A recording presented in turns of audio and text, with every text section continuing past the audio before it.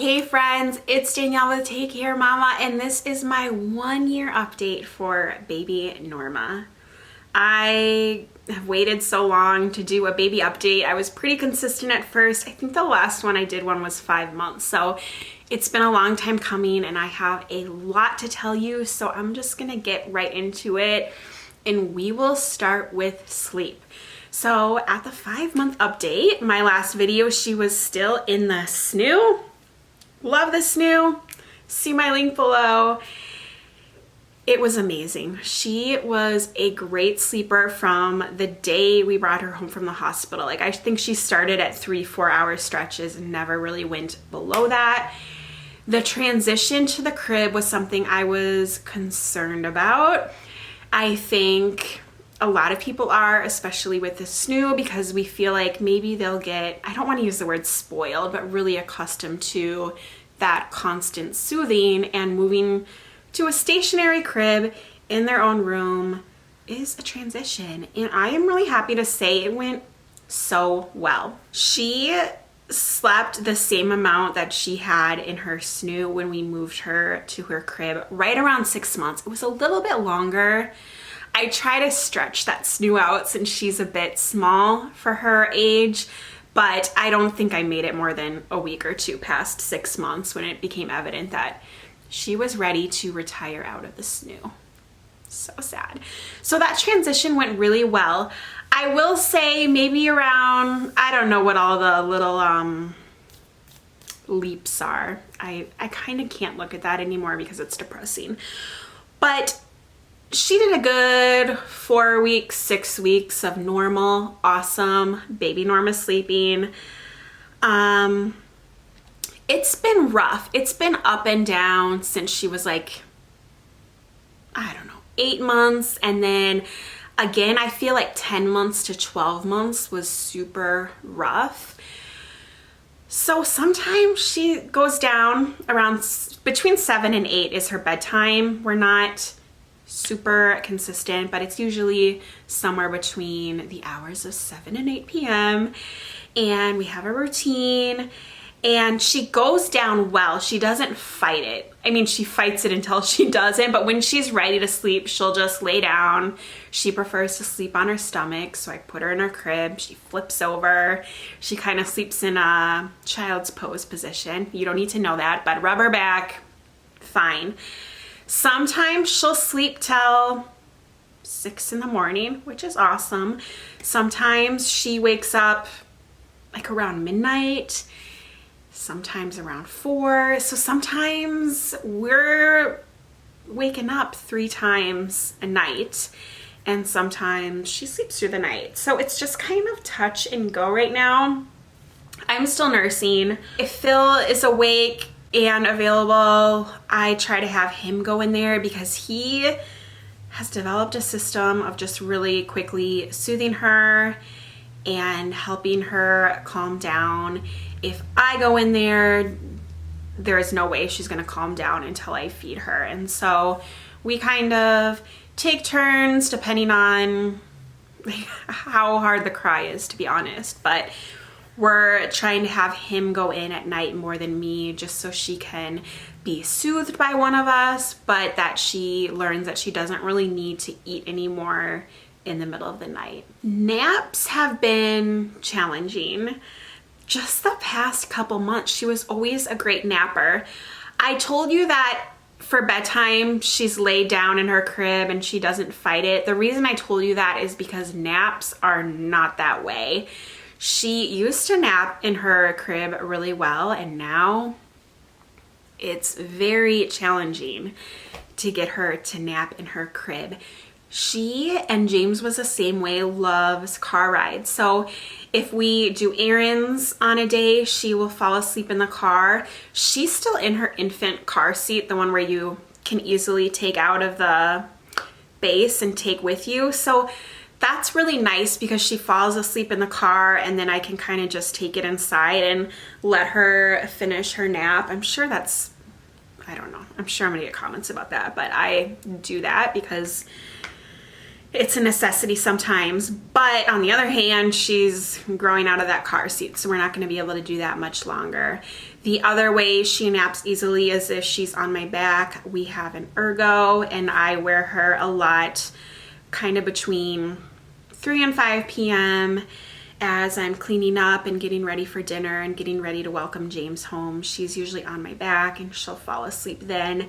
It's been difficult to transfer her. I know a lot of women wear their babies and then when they fall asleep, we'll transfer them to the crib, and that does not go well so far. So I don't know. I think also she's consolidating naps and trying to figure it out. We will get there. Right now, naps are a bit challenging, a bit chaotic, and they are not scheduled. I oftentimes will have phone meetings or things I need to get done in the middle of the day, and I'll just drive around for 10 minutes, park in my driveway, get out my laptop, and that's how I can commit to a certain time to talk to someone on the telephone. Because again, she loves the car and she falls asleep pretty much immediately when we start driving. I probably should have started with this, but we had her 1-year appointment just a couple days ago, and really good news, her weight percentile went up. If you have been around, there was some concern in the beginning about her weight. She was never like tiny, but her percentile went down. I think it started at 40th percentile or something. Like, she had a pretty healthy birth weight, and it got down to maybe like 20, 15. So again, lots of babies are in the 15th and 20th percentile. That's not dangerous, but they didn't like how it was lowering. I was never super duper concerned about it, but I supplemented a little bit with pumped breast milk, and it's kind of been okay, but always on the back of my mind. I'm really happy to say at this appointment, she jumped up. She's at like the 30th percentile now. So we're not worried about that anymore. Kind of to segue to trusting your mommy instincts with solids, I wanted to wait until 6 months. I just feel like the research says that's a good age. That's what I'm comfortable with. And we do baby-led weaning. So at the 6-month birthday, the doctor said, go ahead and try. I love my doctor. I didn't see her being ready. I only have 2 kids, but James was clearly ready. He was sitting up, had a lot of head control, was really interested in us eating, was grabbing our food, putting a lot of things in his mouth, and she was not sitting up great yet at 6 months, a little wobbly, more like the tripod. And she was interested in us eating. Like, she would watch us, but she wouldn't really grab. But we tried, and no go. Like, we tried, once a day, a variety of foods, and it just was, she was not into it, not happy, not ready. And so we slowed down and maybe tried once or twice a week. She just clearly wasn't ready. And then around 7 months, so a whole 4 weeks after we initially tried, something clicked and she got it. And funny enough, it was meat that got her interested. We started with avocado, banana, a lot of fruits and veggies, and one day I was having, I think, like a shredded chicken soup, and she grabbed for my chicken and she ate so much meat. And now she kind of eats anything. She's a really good eater, but she loves her meat, which is funny because remember when I was vegan for a few months? We again did baby-led weaning. We did that with James. I really like baby-led weaning.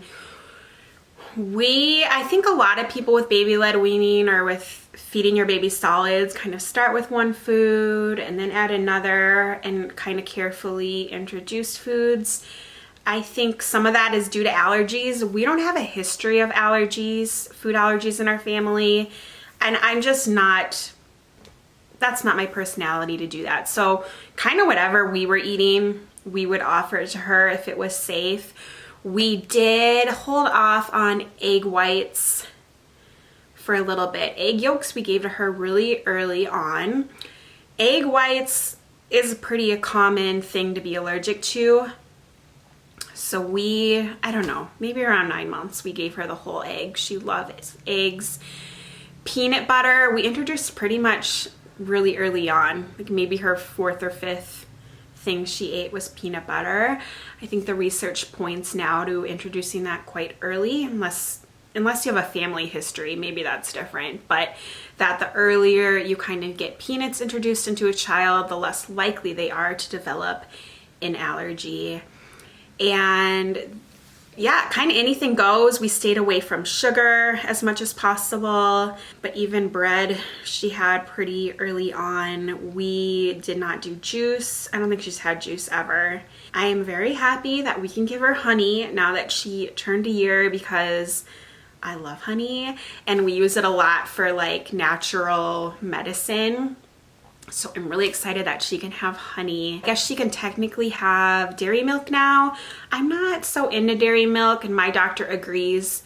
So we haven't given her cow's milk yet. I am happy to say that while I work once a week, I am not going to be pumping anymore. My doctor gave me the okay. I'm only in the office for like 6 hours. And my doctor said she's, fine with just eating while you're gone. And if she needs something to drink, that she can have the kind of milk that we drink, which is usually almond or coconut. So she will have that while I am away. Other than that, I am continuing to breastfeed her. I do have a small stash, so she can also have that while I'm at work, but I'm not going to be actively pumping and replenishing while I work, which you guys, I'm so happy about. I hate pumping so much.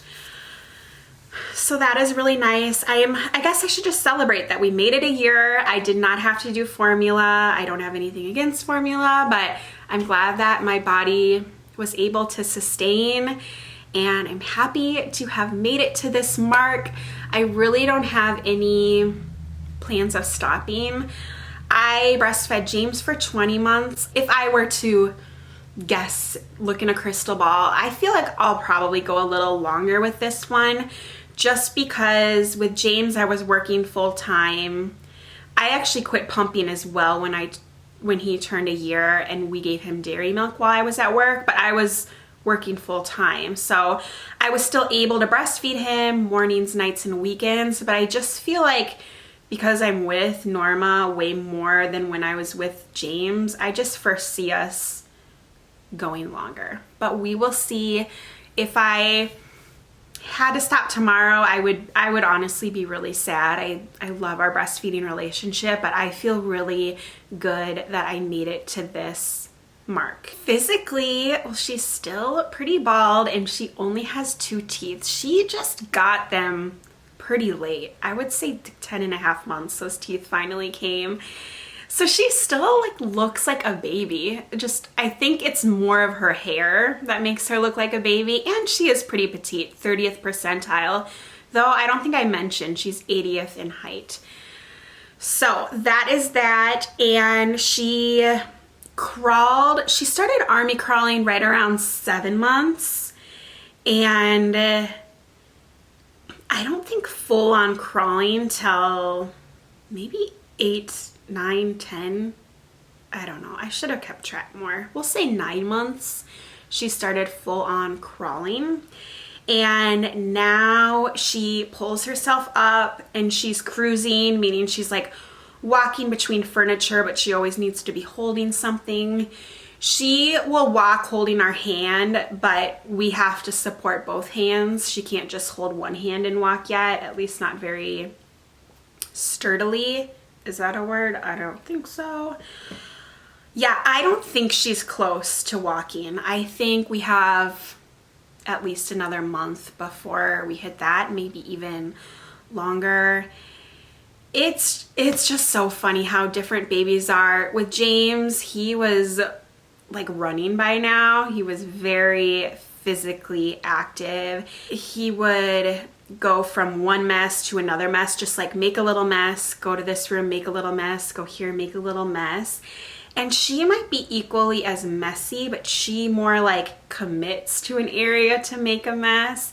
She more sits still and will kind of interact with that environment before moving on to another environment. She is much less physically busy than her brother. But I do think that maybe a little more curious, like a little more of a thinker than her brother was at this age. I'm just moving all over the place. We sign with Norma. We did with James as well. It was evident that she understood our signs and our words for a long time, but now, just in the last few months, she's really starting to do it back to us. So she signs milk, and it's so funny that you can see her face light up when she makes a sign and we repeat it and give her what she wants. You can just see the delight in her facial expression, that she's so proud that she's able to communicate with us. And I'm so proud as well, and I'm so happy that we're starting this nonverbal dialogue together, and slowly we are kind of getting to know her more and getting to know her personality. So her signs are milk and more. That might be the only one she can do right now. I mean, to me, waving and so big and, oh, she's clapping on command. Those aren't signs, but it still shows that she can communicate. She's doing a lot of pointing. She's obsessed with owls. We kind of have a lot of owls in her nursery, and she loves to point to all the owls, and she'll go, ow, ow. I think she's trying to say owl. I'm not quite sure if that's a coincidence. So those are her main signs, but again, we do more, like I sign more than she does. I try to sign whenever possible what I know. So like all done, diaper change, eat. Oh, she does eat.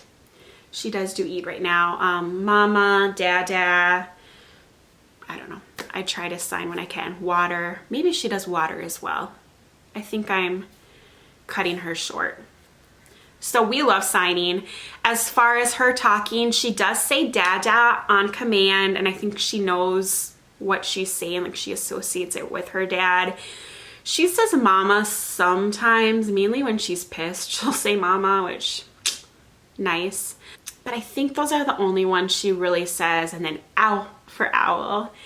But the doctor during our appointment said she can tell she's trying to repeat what we're saying, which I didn't really notice, but she thought that she did. So that's fun as well. And again, I'm just excited to, you know, even though I know her intimately, the more that she can communicate, the more I get to know who she really is, and that's exciting. I can't believe that we have been around the sun one time together with baby Norma I own, and I'm so happy, so happy. And we had a really great birthday for her. It was really chill, and we just stayed in. I posted on my Instagram that when I was in labor, and I have my birth stories. If you need positive birth stories, I had a great birth with her. And during early labor, the day before she was born, we went to Barnes & Noble and picked out a book for her birthday. And we did that again this year, the day before her birthday. And that's gonna be a fun tradition. And then on her birthday, her and I just cuddled all day and reminisced. I watched her birth stories and talked to her about them, and had just a few family members over to celebrate, FaceTimed my parents. I was a mess with James's first birthday. Like a mess, you guys. I cried every time I thought about his birthday for months leading up to it. And I cried kind of the whole day of his birthday. And not in a I'm so emotional and sad he's growing up, but more just like sad. And I think, you know, some of it was depression and some of it was he was my first. But I think a lot of it was my crappy swear word birth with him. And it was just reliving that on his birthday, and it was not good, and something that I've always felt guilty about. Even in the moment when I was crying on his birthday, I felt guilty that I was crying and sad instead of celebrating his life and joy. And I am sad that she is not a teeny tiny baby, but I think I'm just happy now, and she's my second. And I do think the biggest thing is that I got that positive birth story, and I'm so grateful. This isn't meant to be a birth video, and it's probably super long, oh my word. But if you are pregnant or going to become pregnant, if you've had a traumatic birth, like, you deserve the birth that you want, and we don't always get it, but you can advocate to get the birth that you want. I advocated a lot. I picked the best birth team. My doctor let me have the birth that I wanted. I had some crazy things in my birth plan, and he did not blink. And yeah, if that's you and you need some encouragement, you've got this. So this is the end of our year update. I'm just so happy with our family, and James, by the way, loves her so much. He picked out a present for her, and I kind of forgot about it, and so it didn't come on her birthday, and he was devastated and so angry at me that he had to give her her special present a day after her birthday instead of on the day. The morning of her birthday, he ran upstairs and sang to her. The minute he came home from school, he ran to her to say happy birthday again. Like, it's beautiful to see him celebrate her, and she just looks at him with doting eyes, and it's amazing to see that.